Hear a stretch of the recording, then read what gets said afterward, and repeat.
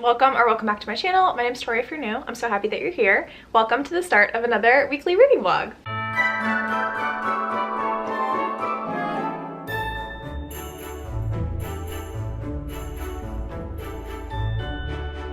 I've been very much in the YA fantasy mood, so that's what we're gonna be sticking to for this reading vlog. My number one priority is to start with Traitor Queen by Danielle Jensen. I cannot wait to see what happens with Aaron and Lara because we got left on a massive cliffhanger from the last book. So excited for this one.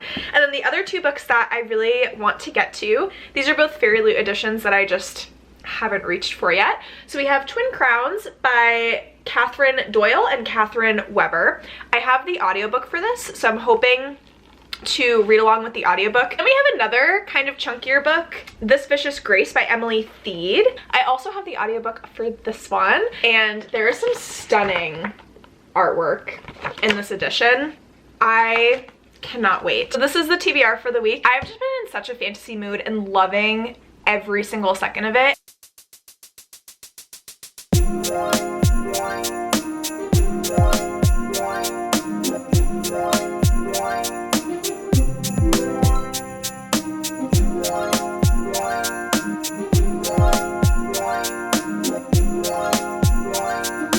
Hi lovelies. So I actually started reading Twin Crowns because I wanted an audiobook to listen to while I was doing some stuff around the house. Sorry, my hair looks a little crazy. I'm obsessed with this. It is so funny. I am just giggling while I'm listening to this. We have two identical twin sisters who were separated at birth and raised in different factions of this kingdom. We have Princess Rose Valhart. She is heir to the throne of Iana or Ina, I forget how they say it.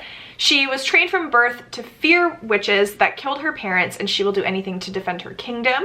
Then our other twin was stolen from the palace at birth. Her name is Wren, and she is the secret sister that no one knows about, and she plots to usurp the princess in order to protect the witches of Ortha who raised her. So it's kind of like these witches amongst common folk and amongst the kingdom are seen as evil, but Wren was raised by them, so she kind of knows a different side of history.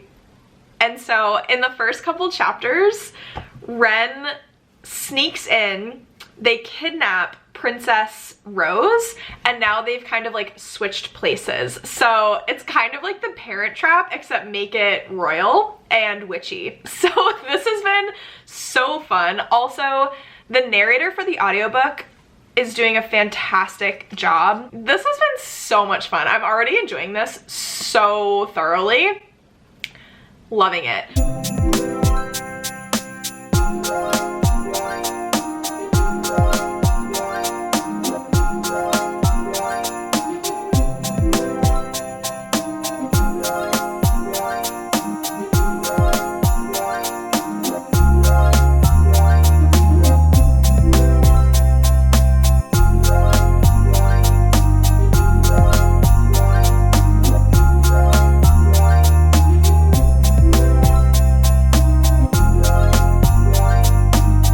So me and Amazon have a problem. Me and Amazon just have like a very toxic relationship, if you know what I mean. Like, I can't stop ordering things off of Amazon. The first thing that I got was some shoes. I will try to show you, like include a clip of some outfit inspo.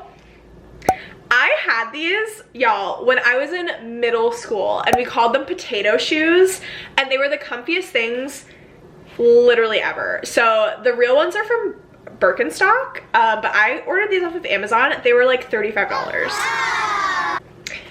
And I just think they're so cute, and they're so comfy. Hopefully these fit. I'm trying to do better about dressing cute because I work from home, and it's so easy to just stay in your pajamas all day. But then like mentally, that really hurts me, and I need to stop doing that. And it really helps with my mental health. And so what I've been doing is on TikTok, there's some really cute just like outfit idea accounts. I've been following more of those, and then also I've been pinning them to my Pinterest board. I have this whole Pinterest board called Closet Wishlist, and when I get dressed in the morning, because I literally feel like I don't know how to dress myself.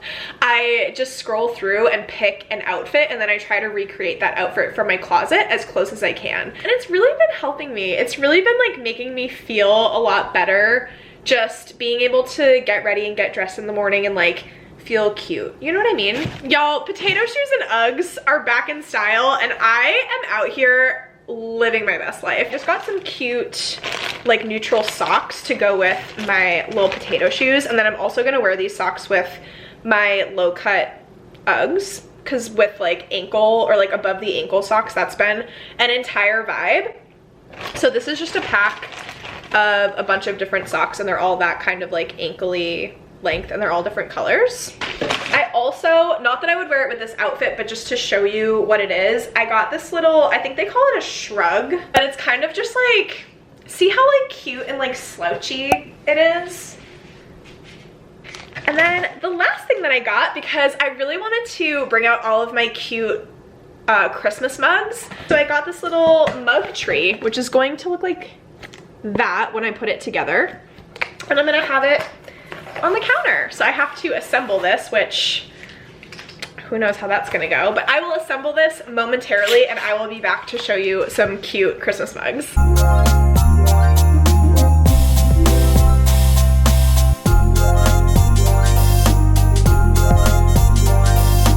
So this is my little coffee station now. I do have two other Christmas mugs that are so cute that I wanted to show you, but they're currently in the dishwasher. So I will follow up with some cute Christmas mugs. I'm going to get more reading done, and I will talk to you guys in a little bit.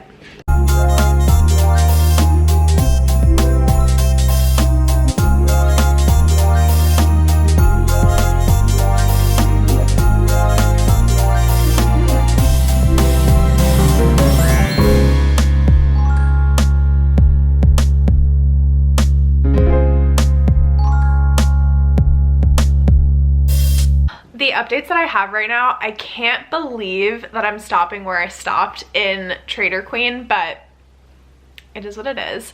I'm buddy reading this one as well with my friend Sarah. So the first book, called Bridge Kingdom, we buddy read, and we're literally obsessed with it, and the same is happening with Traitor Queen, which we were anticipating. So I am 100 pages into Traitor Queen. I'm obsessed. Like, I'm literally obsessed. I think it's gonna be 5 stars. What I've heard of this series is that Bridge Kingdom and Traitor Queen are essentially a duology, and then all of the other books that are in this series are more of just a continuation of the story. I might have already said that in maybe my last vlog, but I'll say it again here. So I'm very curious if we get a bit more of like a full circle ending from this book, or if it does end up being like a little bit cliffhangery, so we will see. But honestly, just so obsessed. I'm annotating this book as well. The amount that my heart is breaking with Aaron's chapters in this book, obviously no spoilers, so if you haven't read Bridge Kingdom, I will not be spoiling what is happening in this book, but oh my gosh, Aaron's chapters are literally breaking my stinking heart. I'm loving getting more of Laura's sisters and like her family, because all of her sisters are just absolute badasses. And I also really just need to shout out, like, Danielle Jensen's writing is so suspenseful. Like, even in the chapters where there might not be action necessarily happening, the way that she builds suspense with the political schemes that are going on, like, this series is so, or at least the first 2 books, I would describe them as like a political fantasy suspense series.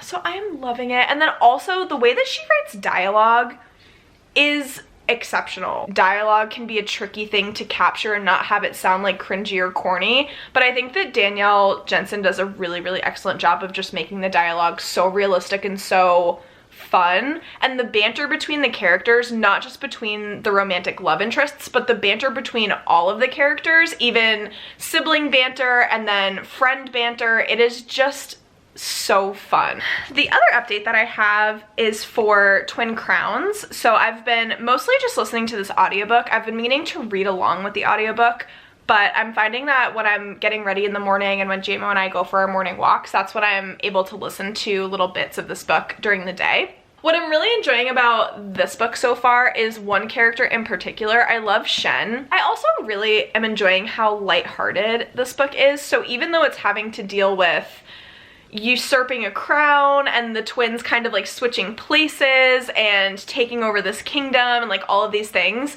it's very like fun and lighthearted and kind of focused on, like, as serious as some of the topics are, it's just kind of like making light of everything at this point in time. I'm sure as I get farther into the story, it's going to take a more serious tone during those more like tense parts of the story.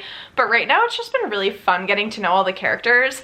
The other element that I'm really enjoying of this book is the magic. So one of our twin sisters, her name is Ren, she is the twin who was raised by the witches. Like, she wasn't raised in the palace, even though technically she is royalty and a princess. She was raised by the witches in this society, so she can do magic. And the way that she casts her magic is just really almost fairy tale-esque. I'm trying to find one of her spells. So she uses this, what I'm assuming is desert sand, because this part of the story takes place in this very barren, harsh desert landscape, and that's kind of where she was raised. And so she has this bag of magical sand that she carries with her when she needs to cast spells. From earth to dust, in dark we creep, please put the princess back to sleep.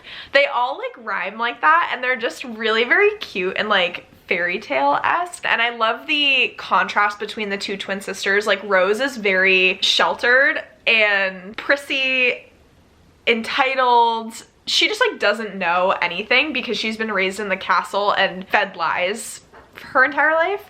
Whereas Ren is much more hardcore. She's the witchy one. She's deceitful. She's stealthy. She's a little sneaky girly. Talk soon.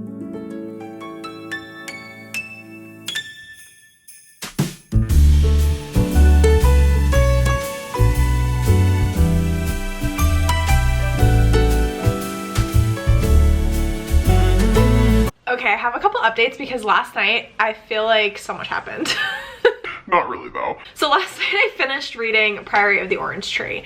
Now that is unrelated because that book is not in this vlog. I was planning on vlogging my read of Priory, but I was reading it so slowly that it was going to be really difficult to vlog it over like 4 weeks because I was reading 200 pages a week.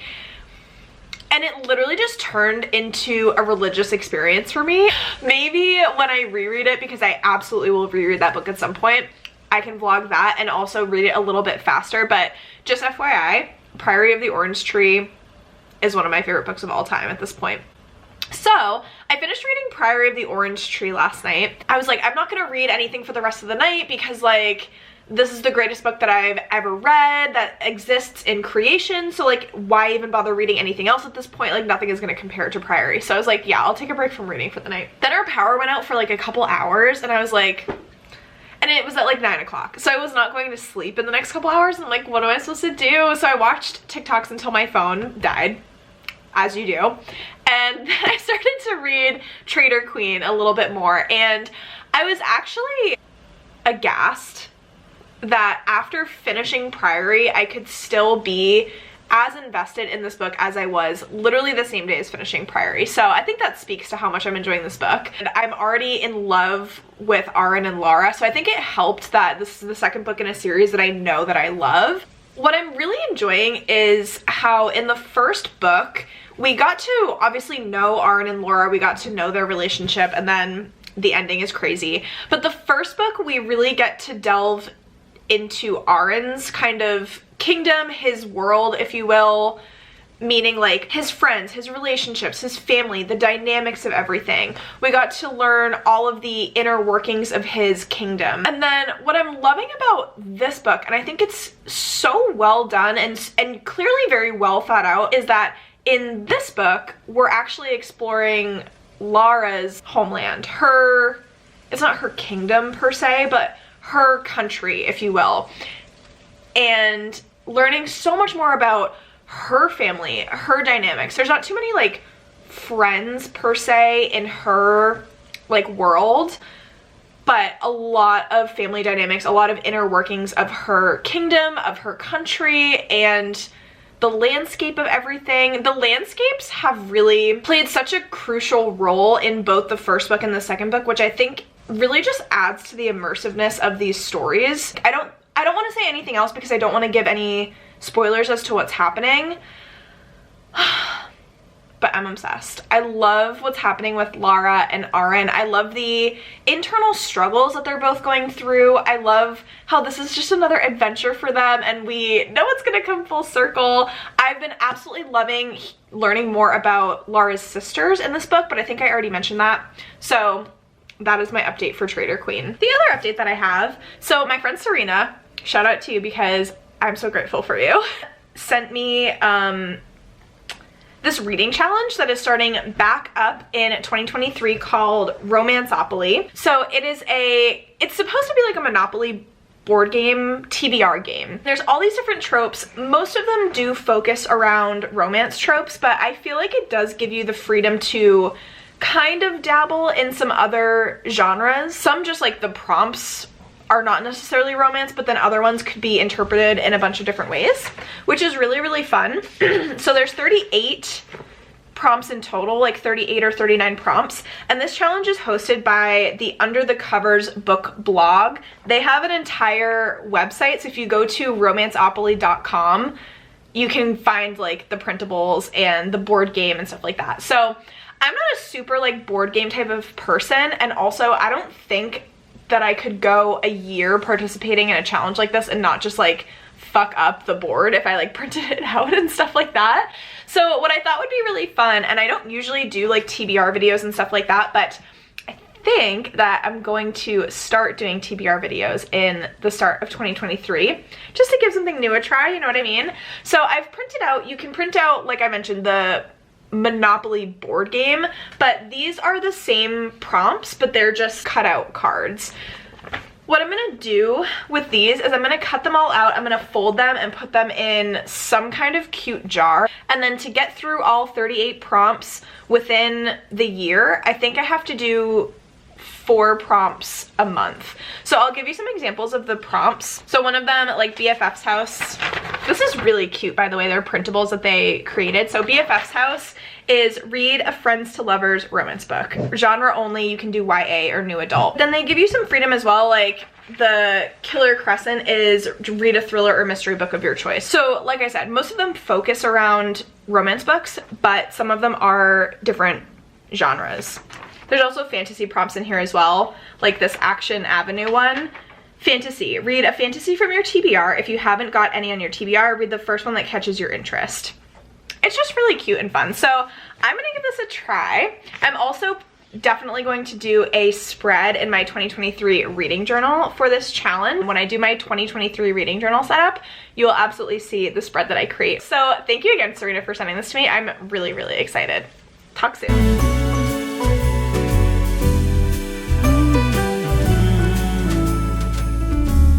Santa, I've been good this year. Make your list and check it twice.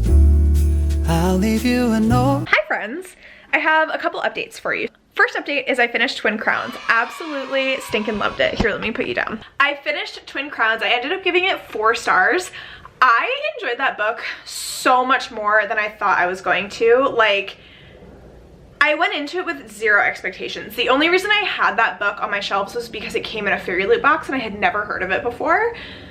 So I picked it up because I was able to find the audiobook on Libby, and it was just so fun. The ending also was such a big cliffhanger. So as I anticipated, and I think I mentioned this before, it was very funny, lighthearted, bantery, just so fun. Like, the way that the authors wrote the dialogue in that story was absolutely incredible. So it starts off a little bit more lighthearted, but then as you get deeper into the story and right towards the ending, it gets much more suspenseful and takes on a much more serious tone, which set up the second book in the series very, very well. So I don't know when the second book is anticipated to release. I wonder if they've announced that yet. I might have to look it up, but Hopefully it's coming out next year because I would totally put that on one of my most anticipated releases for 2023. I have not made any more progress on Traitor Queen, but I'm hoping to do that later. One eternity later. Hello, my gorgeous friends. Me and JMO are here to close out this vlog. Just kidding, it's just me now. Not gonna lie, it's been a couple days and I've been meaning to close out this vlog. I meant to close it out on Saturday and it is now Monday. I'm here to give you my final thoughts on Traitor Queen. I finished this on this past Saturday when we were all doing our last call reading sprints for November. I was able to finish Traitor Queen. Absolutely loved it. I gave it 5 stars, which I don't think was a surprise to anyone. I am just so obsessed with Lara and Aaron. The big question is if I'm going to continue on with the series, because from what I understand, Bridge Kingdom and Traitor Queen focus on Lara and Aaron's story, and it was so suspenseful, so wonderfully told. I love their dynamic. I thought it was absolutely wonderful, and I do really like Danielle Jensen's writing. However, the next books in the series don't follow their story. They start to follow other characters that we did meet in these first 2 books, but I'm not sure if that's... I'm just not sure. So we will see if I continue with this series. In all honesty, I'll probably at least read the 3rd book. Also on those reading sprints, I started to listen to This Vicious Grace. Now, it was not bad. It just wasn't really capturing my attention. I think I only listened to the first 25 to 30 pages, to be fair as well, so I'm not that far into the book, and I don't know why, like in my head it was just giving a little bit too similar to Belladonna and some of the other like YA fantasy romances that I've read recently. So I just don't think right now is the best time for me to pick it up. I'd like to wait a little bit, read some other books with very different types of plot lines and like subject matter before I return to that book to give it its true like chance, if that makes any sense. If I read a bunch of books that are just, that seem too similar to each other, I find that I don't enjoy them as much, so I need a little bit of a breaky poo. So with that being said, I'm going to end the vlog here. I hope that you enjoyed it. If you did, please be sure to give it a big thumbs up. Subscribe to my channel if you want to see more.